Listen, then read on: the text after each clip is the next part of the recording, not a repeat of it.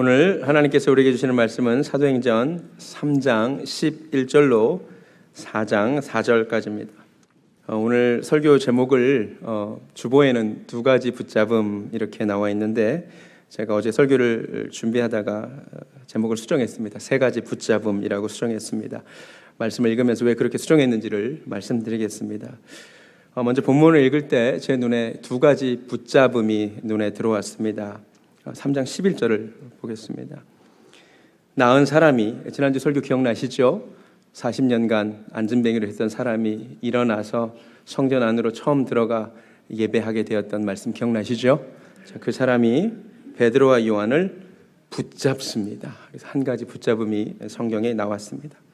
4장을 가니까요, 4장 보면 1절부터 볼까요? 제사장들과 성전 맡은 자와 사두개인들이 이르러 예수 안에 죽은 자의 부활이 있다고 백성을 가르치고 전함을 싫어하여 그들을, 베드로와 요한을 또 붙잡습니다. 이거는 가두기 위한 붙잡음이죠. 그래서 성경에 이 두 가지 붙잡음이 나와서 매우 대조되는 붙잡음이 나와서 이것에 대하여 말씀을 나누면 좋겠다는 생각이 들었습니다. 첫 번째 붙잡음은 어떤 붙잡음입니까?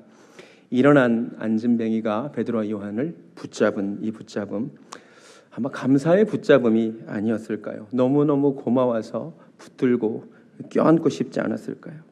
어쩌면 40년 만에 처음 일어났기 때문에 아직 잘 걸을 수가 없어서 붙들고 의지하고 싶은 마음이 있어서 붙잡은 것은 아니었을까요? 실제로 원어적으로 보면 이 단어는 어린아이가 그 부모의 어깨에 매달린 상태를 나타낼 때 사용되는 말이라고 합니다. 어쨌든 이 붙잡음은 참 귀하고 복된 붙잡음이라고 생각됩니다. 여러분에게 이런 붙듦이 있기를 원합니다. 아직 혼자서 신앙생활 하기 어려운 분들 계십니다. 혼자 서기 어려운 분들 제발 좀 붙드시기 바랍니다. 예배를 좀 붙드시기 바랍니다. 구역종들을 좀 붙드세요. 교역장들을 좀 붙드세요. 나를 좀 잘 인도해 달라고 붙드시기 바랍니다. 혼자 설 수 없음에도 불구하고 세례만 받고 나서 그냥 혼자서 신앙생활 하시려는 분들이 계십니다. 그러면 안 됩니다. 붙드셔야 됩니다.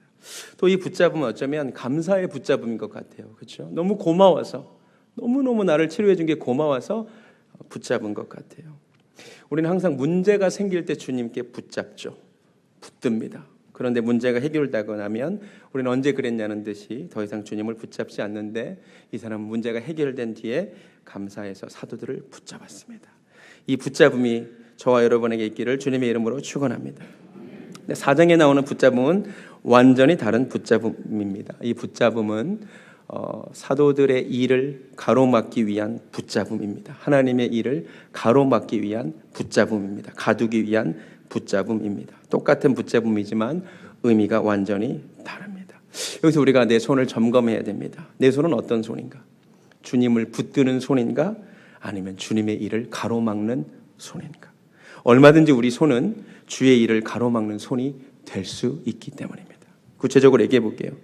이 중에 남편들 중에 아내들이 교회에 가려고 하는데 못 가게 막는 손이 있다면 바로 그 손이 하나님의 일을 가로막는 붙잡는 손이 될 수 있습니다. 남편이 드디어 은혜 받아서 이제 내가 정말로 하나님께 물질을 구별해야겠다, 11조를 드려야겠다고 얘기했더니 화들짝 놀라면서 아직은 좀 우리가 그런 상황이 아니지 않느냐라고 말하는 아내가 있다면 그 손이 붙잡는 손이 될 수 있습니다. 제 말이 이해가 되십니까? 자식이 수련회 가서 크게 은혜 받아가지고 아무래도 하나님이 나를 부르시는 것 같아서 신학교 가겠다고 하는데 화들짝 놀라면서 그렇게까지는 좀 어려운 것 같다고, 그렇게까지 예수를 믿을 필요는 없지 않겠느냐고 좀 잘 생각해 보라고 하는 부모가 있다면 그 손이 붙잡는 손이 아니고 무엇이겠습니까? 부모님이 이제 은퇴하시면서 내가 평생을 내 마음대로 살았는데 이제는 남은 여생 하나님의 일을 위해 살겠다고 하는데 또 자식들이 붙들면서 그냥 여생 편하게 사시지 뭘 또 그러시냐고, 그냥 손주들이나 보고 사시지. 붙드는 자녀들의 손이 있다면 그게 하나님의 일을 가로막는 손이 될 수도 있습니다. 하나님께서 주의 일을, 주님의 몸된 교회를 통해 펼치시려고 할 때 가로막는 손이 얼마든지 있을 수 있습니다. 오늘 내 손을 점검하기 원합니다. 내 손이 어떤 손입니까? 주님을 의지하고 붙드는 손입니까? 아니면 주의 일을 가로막는 붙잡는 손입니까? 사도 바울의 손은 처음에 주의 일을 가로막는 붙잡는 손이었습니다. 그러나 나중에 그는 주님을 의지하는 붙잡는 손으로 바뀝니다. 이 은혜가 여러분에게 있기를 주님의 이름으로 축원합니다. 제가 설교를 처음 준비할 때 바로 이 두 가지 붙잡음에 주목했는데 말씀을 더 묵상하다가 또 하나의 붙잡음이 있음을 알게 되었습니다. 11절, 12절 제가 다시 읽겠습니다. 나은 사람이 베드로와 요한을 붙잡으니 모든 백성이 크게 놀라며 달려나아가 솔로몬의 행각이라 불리우는 행각이 모이거늘 베드로가 이것을 보고 백성에게 말하되 이스라엘 사람들아 이 일을 왜 놀랍게 여기느냐 우리 개인의 권능과 경건으로 이 사람을 걷게 한 것처럼 왜 우리를 주목하느냐. 이 말을 뒤집으면 지금 수많은 사람들이 베드로와 요한을 주목하고 있다는 말입니다. 아주 경이로운 시선으로 그들을 쳐다봤습니다. 마치 베드로와 요한이 엄청나게 권능이 있고 경건이 뛰어난 사람인가 보다라는 생각으로 베드로와 요한을 쳐다보고 있었다는 말입니다. 그럼 여기 한 가지 붙잡음이 보이십니까? 사람들의 시선, 사람들의 주목이라는 붙잡음이 보이십니까? 사실 이 붙잡음은 사도행전 4장에 등장하는 베드로와 요한을 감옥에 가둔 붙잡음보다 훨씬 더 강력한 유혹의 붙잡음입니다. 여러분 생각해 보세요. 이보다 무서운 유혹은 없습니다. 내가 대단한 존재로 보이고 싶은 유혹, 내가 능력자로 보이고 싶은 유혹, 주목받고 싶은 유혹. 지금 베드로와 요한은 엄청난 시험 앞에 서 있습니다. 그런데 이 유혹의 순간에 이들이 사람들의 시선에 붙들리지 않습니다. 예수님을 붙듭니다. 16절을 보겠습니다. 그 이름을 믿음으로 그 이름이 너희가 보고 아는 이 사람을 성하게 하였나니 예수로 말미암아 난 믿음이 너희 모든 사람 앞에서 이같이 완전히 낫게 하였느니라. 아멘. 사실 이들은 이렇게 주님을 붙들어서 살아난 겁니다. 이들은 사람들의 인기에 붙들리지 않습니다. 그리고 주님을 붙잡습니다. 여러분 만약에 이 순간에 이들이 이 말을 하지 않고 마치 자신들의 권능과 경건으로 이 사람을 일으킨 것처럼 행동했다면 앞으로 베드로와 요한은 주님께 쓰임받지 못했을 것이라는 사실을 아십니까? 저는 이 말씀이 굉장히 중요한 것 같습니다. 이 세 번째 붙잡음이 정말 중요한 것 같습니다. 성령 충만하다는 것은 무엇입니까? 베드로와 요한처럼 사람들이 나를 주목할 때, 나의 능력을 주목할 때 그 주목에 붙잡히지 않고 주님을 붙들 수 있다는 것을 의미합니다. 사람들로 하여금 나를 주목하게 만드는 것이 아니라 주님을 주목하게 만드는 것입니다. 우리에게 이 세 번째 붙잡힘이 있기를 원합니다. 문제는 우리는 언제나 사람들을 주목한다는 것입니다. 뭔가 대단한 일이 벌어지면 대단한 사람이 대단한 능력으로 그 일을 했다고 생각한다는 것입니다. 여러분 사람 대단치 않습니다. 그 사람을 쓰시는 하나님이 위대하실 분임을 잊지 마시기 바랍니다. 사실 우리 문제는 이것도 아니고요. 베드로와 요한의 정반대입니다. 베드로와 요한은 왜 우리를 주목하느냐라고 외쳤는데 우리는 사실 세상에 왜 우리를 주목하지 않느냐라고 외칩니다. SNS에 우리가 올리는 글들의 대부분은 사실 다 왜 나를 주목하지 않느냐, 왜 나를 알아주지 않느냐 외침입니다. 우리는 베드로와 요한이 그토록 피하고자 했던 사람들의 그 주목, 사람들의 시선, 사람들의 인기에 붙들리고 싶어 합니다. 맞습니까? 저만 그렇습니까? 사람들의 주목에 붙들리지 않으려면 각별한 유의가 필요한 것 같습니다. 왜냐하면 그게 너무 자연스러워요. 우리 육신이 그것을 원합니다. 내가 드러나고 싶어 합니다. 내가 주목받고 싶어 합니다. 저는 그렇습니다. 이게 우리 인간입니다. 내가 드러나고 싶어요. 교회에서도 내가 주목받고 싶어요. 주보다 내가 눈에 띄지 않게 하기 위하여 우리가 싸워야 됩니다. 찬양을 하나 소개합니다. 이 가사가 참 좋습니다. 바로 가사가 이런 내용입니다. 드러나고 싶은 내 마음, 높아지고 싶은 내 마음 주님 불쌍히 여겨주시라고. 나보다 주님이 드러나기 원한다고. 한번 찬양 들어보시기 바랍니다.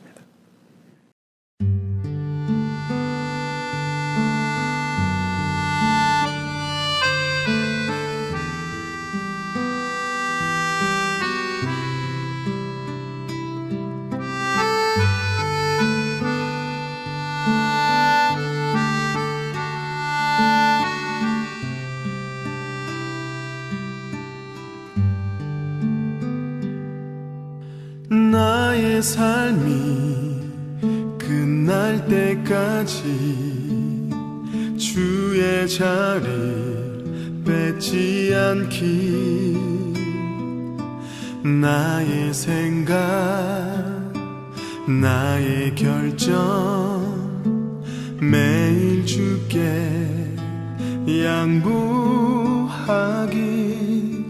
나의 숨이 꺼질 때까지 주의 말씀 덮지 않기 나의 의지 나의 판단 말씀이 기초가 되기를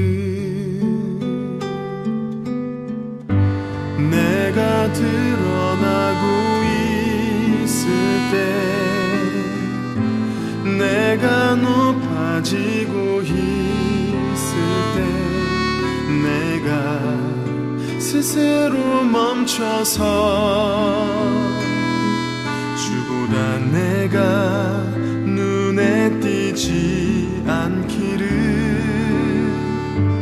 드러나고 싶은 이 마음 높아지고 싶은 이 마음 주여 이 마음 붙드사 주보다 내가 눈에 띄지 않게 하소서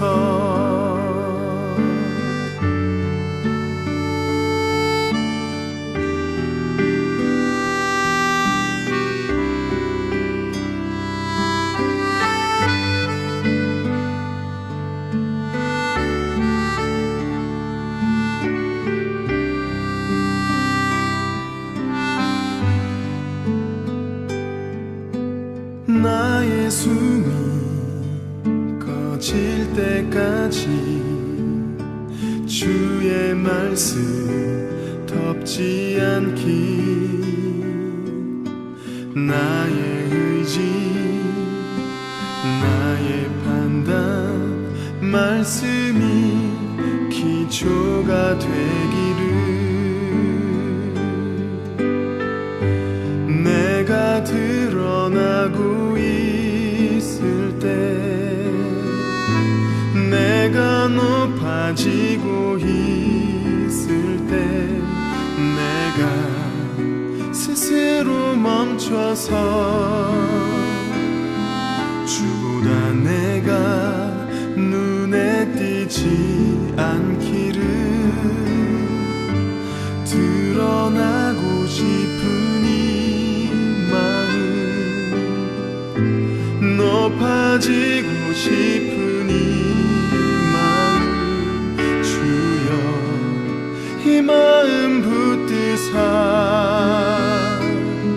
주보다 내가 눈에 띄지 않게 하소서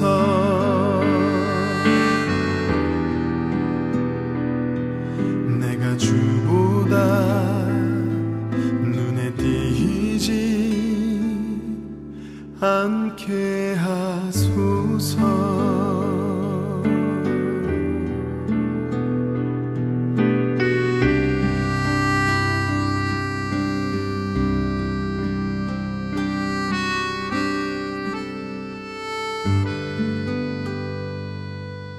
드러나고 싶은 이 마음, 높아지고 싶은 이 마음, 주님 나를 불쌍히 여겨주시라고 기도하기 원합니다.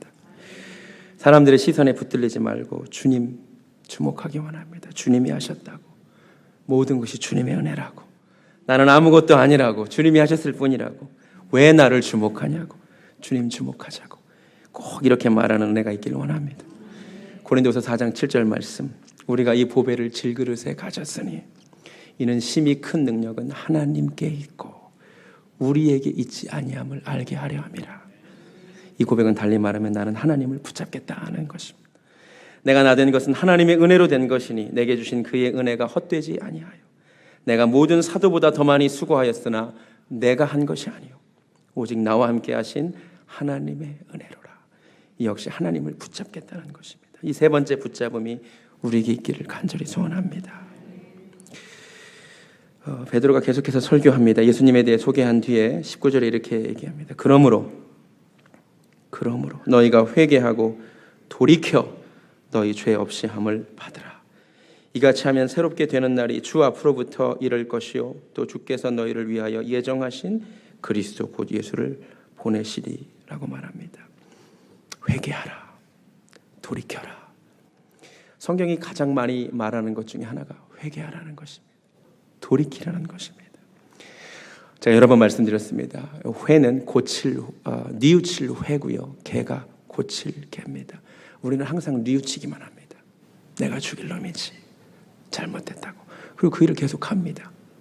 회하지 개를 안 해요. 우리가 진짜로 회개하는 애가 있기를 원합니다. 돌이키는 거예요. 돌아서는 거예요. 방향을 바꾸는 거예요. 죄를 즐기던 삶에서 하나님을 향하는 것이 회개예요. 회개한 사람의 특징, 세상을 등진 거예요. 조셉 얼라인이라는 사람이 성령으로 회개한 자들의 특징에 대해 이런 글을 남겼습니다. 좀 길지만 한번 들어보세요. 성령으로 회개한 사람은 온 힘을 다해 죄에 항거합니다. 죄와 투쟁하고 날마다 죄와 전쟁을 벌입니다. 그러는 동안 때로는 죄에게 넘어지기도 합니다. 그러나 그는 절대로 죄와 타협하지 않고 죄를 대적하며 성령의 능력으로 죄를 이기려고 안간힘을 씁니다. 날마다 알고 모르게 짓는 죄를 진심으로 회개합니다. 습관적인 죄는 모두 다 끊어버리고 죄 짓지 않는 고귀한 삶을 추구합니다. 전에는 세상에 끌려다니며 돈과 명예를 중요시했지만 이제는 예수님만을 바라보며 좁은 문, 좁은 길로 기꺼이 나아갑니다. 전에는 자기 멋대로 자기 중심적인 삶을 살았지만 이제는 예수님 중심으로 삶의 방향이 바뀌면서 그분만을 믿고 의지하며 그분 뜻대로 행함을 실천합니다. 이제 그는 그리스도 없이는 살 수 없습니다. 우리는 회개한 자입니까? 우리는 돌이킨 자입니까? 아니면 한번 돌이켰으나 여전히 뒤를 바라보는 롯의 아내와 같은 사람들입니까? 조셉 원란이 또 어떤 말을 했냐면 죄와 이혼하지 않으면 그리스도와 결혼할 수 없다라고 말했습니다. 우리가 그동안 사랑하던 죄악을 이제 진심으로 싫어합니까? 정말 하나님을 갈망합니까? 나는 돌이켜 영원하신 하나님의 영광을 보고 있습니까?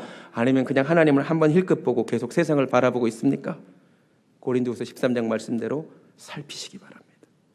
진짜 회개한 자들 되기를 원합니다. 회개한 자에게 하나님이 예정하신 예수 그리스도를 보내신답니다. 하나님은 예수님을 예정하셨습니다. 베드로는 예수님을 소개하고 예수님을 건네줍니다.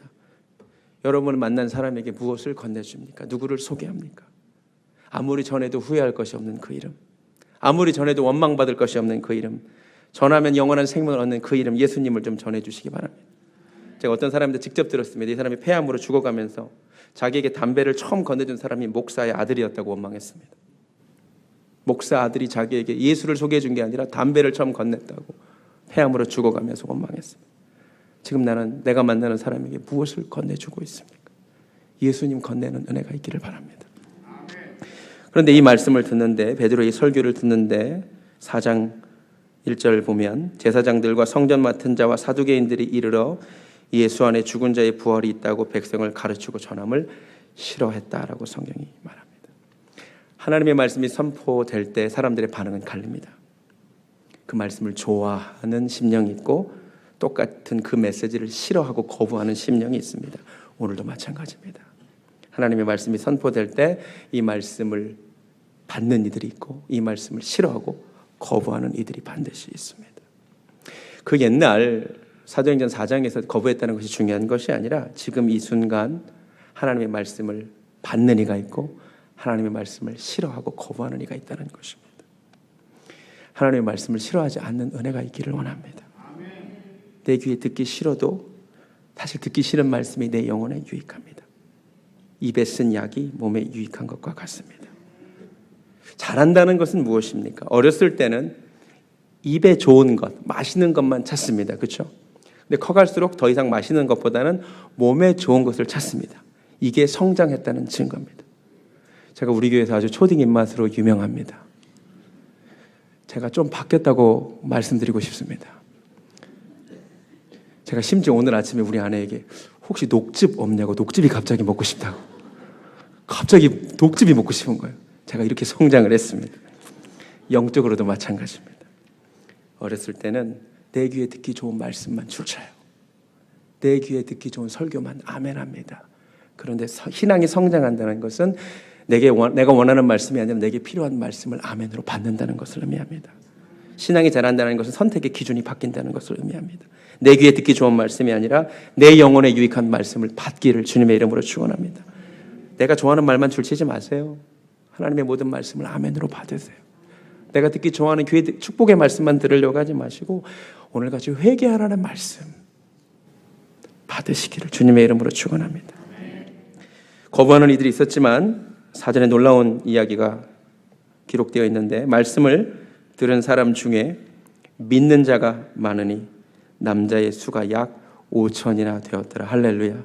말씀을 싫어하는 이들이 있었지만 그보다 많은 수가 말씀을 받아들이고 회개하고 예상하지 못한 부흥으로 귀결됩니다. 이 안진뱅이가 일어나고 나서 무려 5천 명이 하나님께로 돌아오게 됩니다.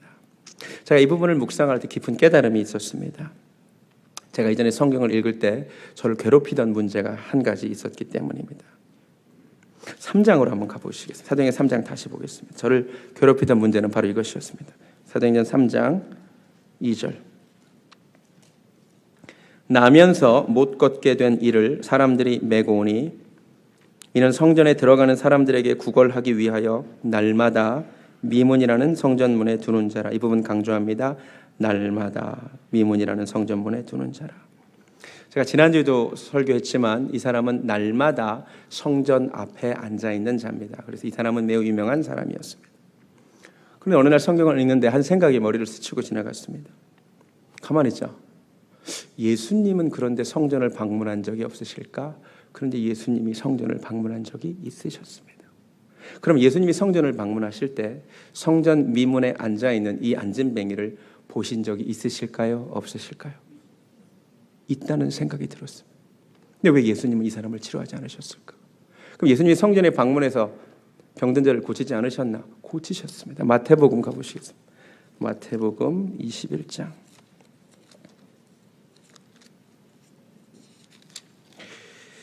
마태복음 21장 12절부터 보면 예수께서 성전에 들어가사 성전 안에서 매매하는 모든 사람들을 내쫓으시며 돈 바꾸는 사람들의 상과 비둘기 파는 사람들의 의제를 둘러 엎으시고 그들에게 이르시되 기록된 바 내 집은 기도하는 집이라 일컬음을 받으리라 하였거늘 너희는 강도의 소굴을 만드는도다 하시느니라. 예, 성전 정화하십니다. 그리고 그 다음에 14절 충격적이게도 맹인과 저는 자들이 성전에서 예수께 나옴에 고쳐 주셨습니다. 맹인과 저는 자들을 고쳐 주셨습니다. 그날 앉은 맹인은 성전 미문에 앉아 있었습니다. 주님이 다른 이들은 치료하시는데 나는 고치지 않으셨습니다. 다른 사람들은 치료해 주시는데 정작 성전 미문에 앉아 구걸하는 앉은 뱅이는 주님이 그냥 지나쳐 가셨다는 사실을 아십니까? 이게 우리 신앙인들이 직면하는 문제입니다. 간증을 듣습니다. 하나님이 내 병을, 불치의 병을 치료하셨다는 간증을 듣습니다. 부인할 수 없는 사실입니다. 그런데 내 병은 안 낫습니다. 사랑하는 가족이 병으로 죽습니다. 누군가 간증합니다. 하나님이 내 기도를 들어주셔서 부도 위기에 처한 회사가 기적적으로 살아났다. 사실입니다. 그런데 내 회사는 부도납니다. 하나님이 누구는 죽을 고비에서 넘겨주셨다는데 내 사랑하는 가족은 병으로 사고로 죽습니다. 왜 하나님은 누구의 기도를 들으시고 누구는 외면하십니까? 왜 지체하십니까? 오늘 말씀을 통하여 한 가지 생각해 볼 것이 있습니다. 우리가 지금은 알 수 없지만 그 거절됨 속에, 그 기다림 속에, 그 지체됨 속에 어쩌면 하나님의 섭리가 있을지도 모릅니다. 생각을 해봅시다. 왜 예수님께서 다른 병자들을 치료하셨지만 성전 미문에 날마다 앉아서 구걸하는 그 병자는 치료하지 않으셨을까요? 왜 다른 이들은 고치시며 유독 이 사람만은 두시고 후에 베드로와 요한을 통해 치료받게 하셨을까요? 오늘 4장 4절 말씀을 다시 읽겠습니다. 말씀을 들은 사람 중에 믿는 자가 많으니 남자의 수가 약 5천이나 되었더라. 어디까지나 물론 제 추측입니다. 그런데 이런 생각이 듭니다. 그날 예수님이 이 사람을 치료하셨다면 다른 병자들과 마찬가지로 수많은 고침받은 사람들 중에 하나로 끝났을 것인데 그날 고치지 않으셨기에 오늘 베드로와 요한을 통하여 일어나고 그 이후 5천 명의 영혼이 하나님께 한 번에 돌아왔습니다. 혹시 예수님이 그 5천 명의 영혼을 보고 계셨던 것은 아닐까요? 그때 고치지 않으시고 후에 베드로와 요한을 통하여 일어난 뒤에 5천 명의 영혼이 함께 하나님께 돌아오는 것을 보고 계셨던 것은 아닐까요? 우리 삶에 내 거절된 기도 속에 숨겨진 혹은 유예된 지체된 기도 응답 속에 숨겨진 지금은 알 수 없는 하나님의 섭리가 있을 수 있습니다. 우리는 그 섭리를 모르기에 불평합니다. 그러나 성경은 장엄하게 선포합니다. 나의 생각과 너의 생각은 다르다. 하늘이 땅보다 높은 같이 내 길은 너의 길과 다르다. 지금 당장 내 기도가 응답되지 않는다고 불평하기보다 내 생각보다 높으신 하나님의 생각을 신뢰했으면 좋겠습니다. 주님의 시간에 주의 뜻 이루어지기 기다려라는 노래가 있습니다. 한번 기다려보는 은혜가 있기를 원합니다. 오늘 설교 제목을 3가지 붙잡음이라고 말씀드렸습니다. 어쩌면 한 가지 붙잡아야 될 것이 더 있습니다. 그것은 내가 붙들고 있는 나의 계획, 나의 시간표, 나의 생각을 내려놓고 주님의 계획을 붙잡는 것입니다. 주님의 시간을 붙잡는 것입니다. 주님의 방법을 붙잡는 것입니다. 할렐루야. 오늘 설교 찬양으로 기다립니다라는 곡을 골랐습니다. 가사를 먼저 소개합니다. 기다립니다. 주님의 시간을. 기대합니다. 주님의 방법을. 신뢰합니다. 주님의 인도를. 따르렵니다. 주님 가신 길을. 찬양 한번 들어보고 함께 부르겠습니다.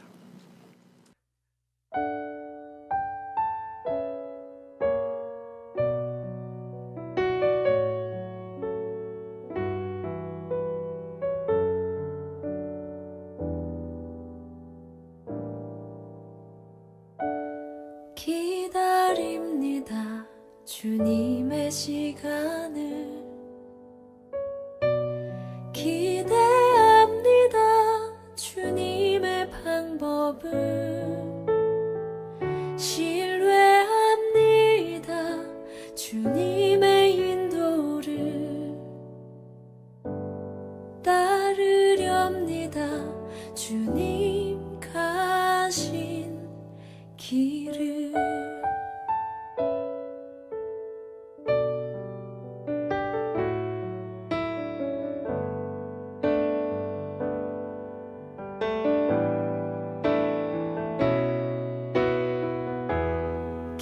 기다립니다. 주님의 시간을 기대합니다. 주님의 방법을 신뢰합니다. 주님의 인도를 따르렵니다. 주님 가신 길을.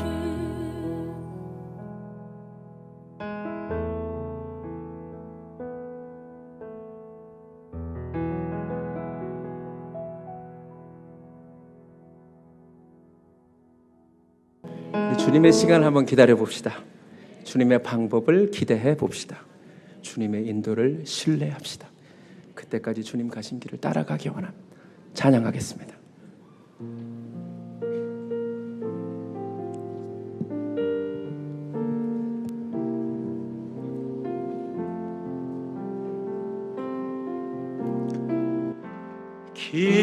기다립니다.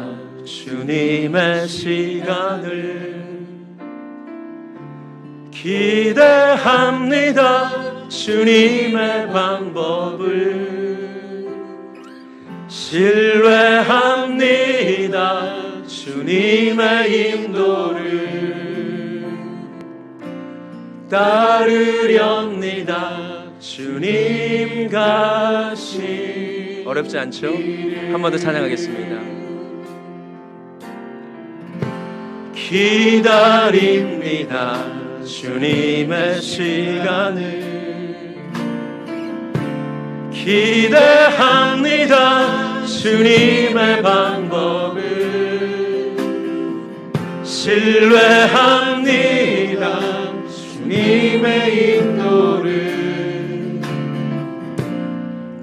따르렵니다. 주님 가신 길을. 이제 좀 익숙해지셨나요? 이제는 가사를 생각하면서 한번 다시 불러보겠습니다. 기다립니다.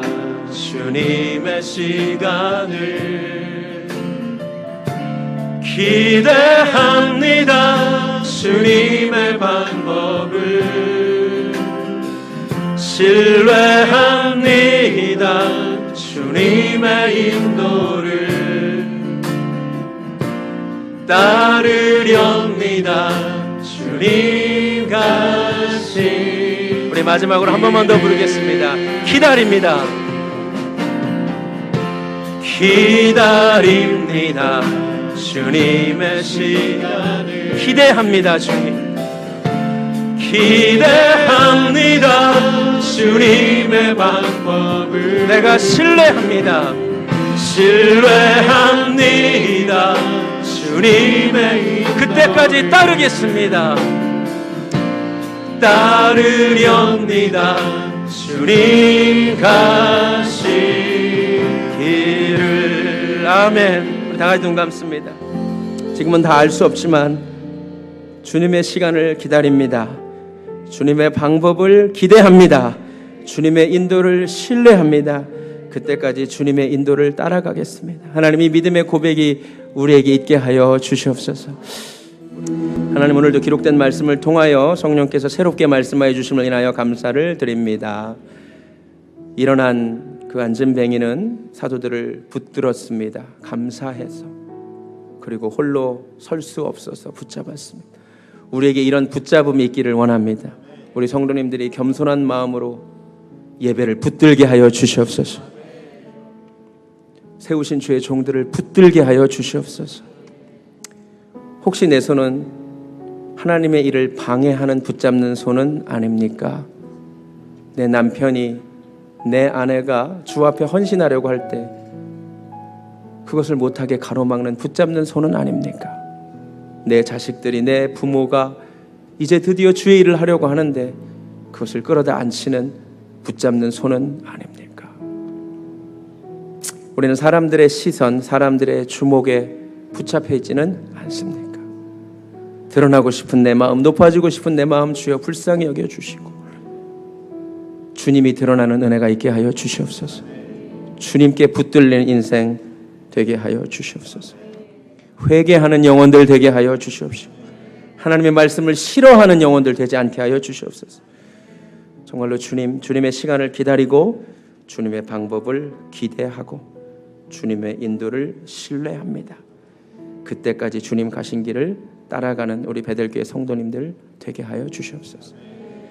이제는 우리 구주 예수 그리스도의 은혜와 모든 것을 합력하여 선을 이루실 하나님 아버지의 극진하신 사랑과 성령님의 역사하심이 오늘 말씀을 듣고 주님의 시간을 기다리고 주님의 방법을 기대하고 주님의 인도를 신뢰하는 사랑하는 베델교회 성도님들 머리 위에 지금부터 영원까지 함께 하시기를 간절히 축원하옵나이다. 아멘.